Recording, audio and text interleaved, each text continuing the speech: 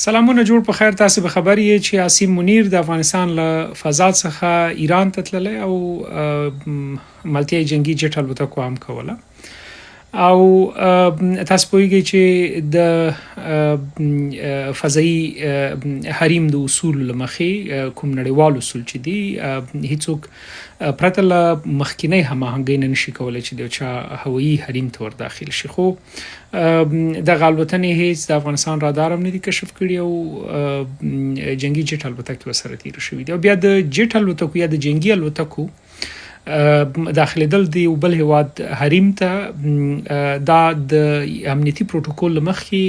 باید مخکې هماهنګي وشي چې هیڅ ډول هماهنګي نه ده شوې.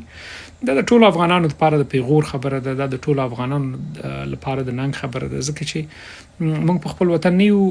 رحمېدلي. تاسې که د داود خان له واکمنۍ حساب کوئ نو هرې ډلې خپله هڅه کړې ده د وطن په ورانۍ کې او په ځانګړي ډول دغه افراطي ډلو خو بیخي ډېره زیاته ونډه اخیستې ده د افغانستان په ورانۍ کې. ګورئ د داود خان په وړاندې جنګونه وشول، د نور محمد ترکی په وړاندې جنګونه وشول، کارمل راغی، حفیظ الله امینو، ډاکټر نجیب راغی او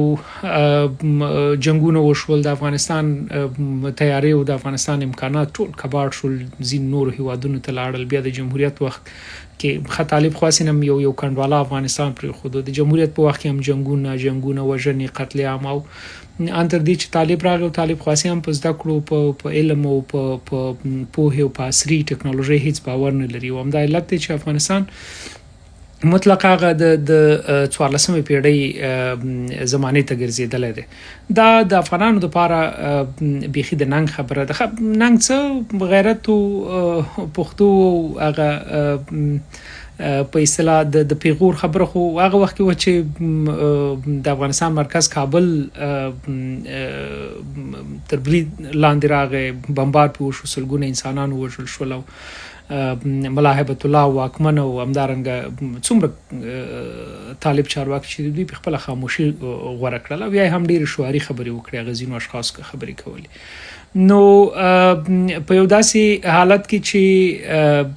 په وطن کې دی په سواد باور نه وي، په ټکنالوژۍ باور نه وي، په علم باور نه وي، علم ته په بده سترګه ګوري،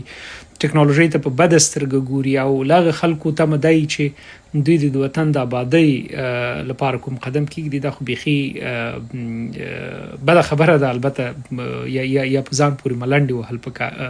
وهل دي. نو افغانستان نن په داسې حالت کې دی چې یو جمعي فاجعه پرې راغلې ده چې له یو اړخه اقتصادي حالت خرابه دی، له بل اړخه د علم او د فرهنګ او د ټکنالوژۍ دښمنان پرې واکمنان دي، افراطي ډله پرې حاکمه ده، له بل طرفه پاکستان هر ورځ جګړه کوي، بمبار کوي او د افغانستان د خاورې تمامیت په درنه سترګه نه ګوري او له بله خوا ولس په ډېر بد حالت کې دی. دا